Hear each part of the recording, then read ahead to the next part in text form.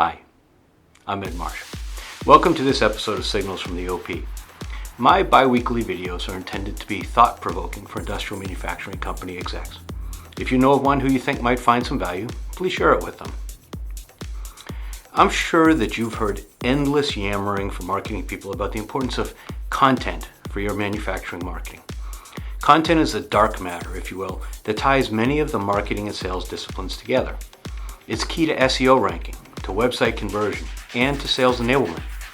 Content can mean a variety of things, most commonly website pages and blog articles, but also downloadable guides, white papers, calculators, checklists, podcasts, videos, webinars, trade association speeches, guest post articles, short form videos, knowledge-based articles, tech notes, and more. Lots more. Good content is evergreen. In other words, it's enduring in its value and substance. A great article written today could generate thousands of visits every year for the next decade. And good content is also multi-purposable. That means that if you create a great buying guide and checklist, for instance, it's easy to take the work that's gone into that and easily turn it into an optimized landing page, an email announcement to your email list, a couple blog articles, a video overview, a webinar, and a couple sales enablement tools like a checklist that can be used in the sales process. Sure, there's a bit of work for each piece, but the interviewing of your SMEs, the research, and much of the original thought is already done. In a perfect world, your domain authority is really high. That's the overall value Google ascribes to all your content because they find that at a high level your website is really strong. And each new piece of content is carefully built around a rigorously planned editorial calendar and fully optimized so that it will gradually drive traffic over time. But it's not enough. I say it's not enough for two reasons.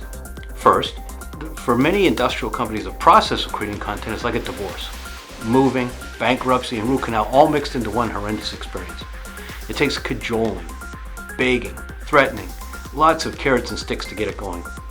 Incidentally, the biggest factor is the CEO involvement and buy-in. The example and tone that they set as they socialize the requirement is enormous. And even just one time agreeing that somebody can skip their content creation because they have another priority can doom a program.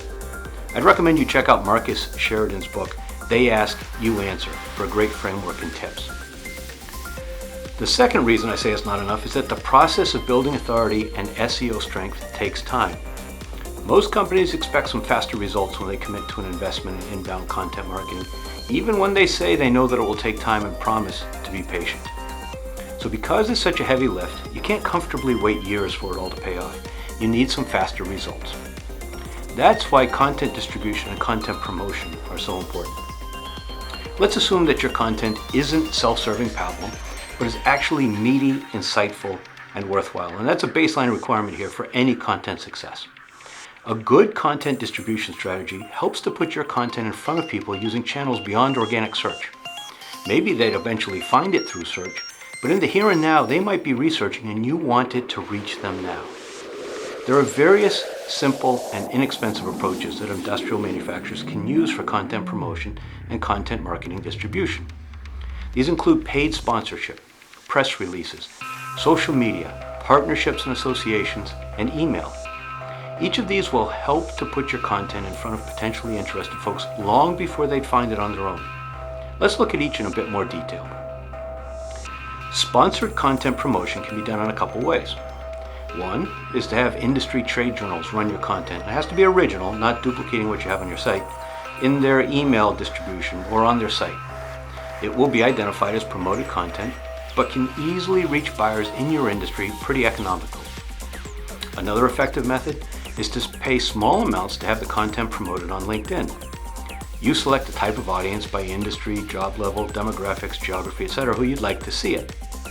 I would say a modest investment, maybe $10,000 to $20,000 a year, probably less than your trade show booth cleaning budget, can make a big difference. Press releases can be very effective with certain kinds of content.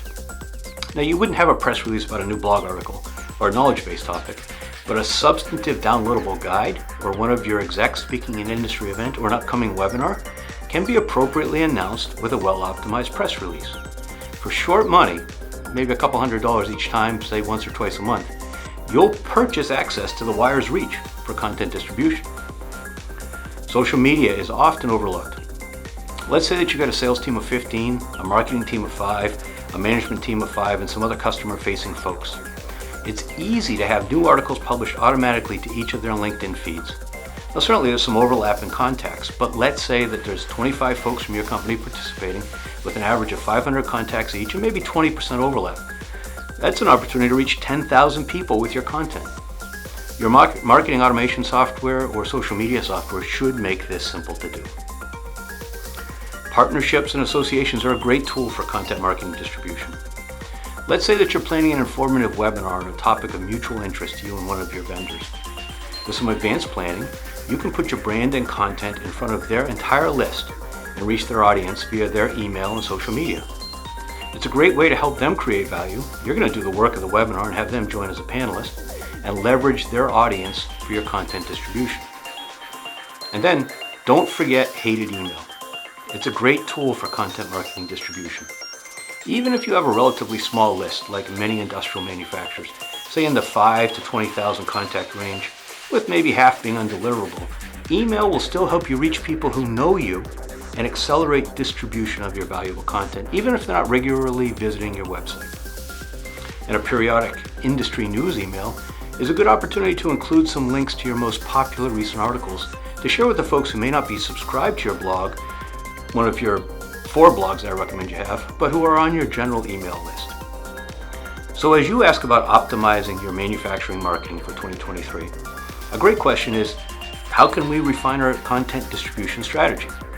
The short answer for many companies isn't to worry about refining it, it's simply to put one in place. Content is an incredibly powerful tool if it's created to benefit prospects and customers, not just vomiting up the "we love us" stuff. But it only helps them, and eventually helps you, if those people know about it. That means you need a solid plan for content promotion, which is paid, and content distribution. I'm Ed Marsh.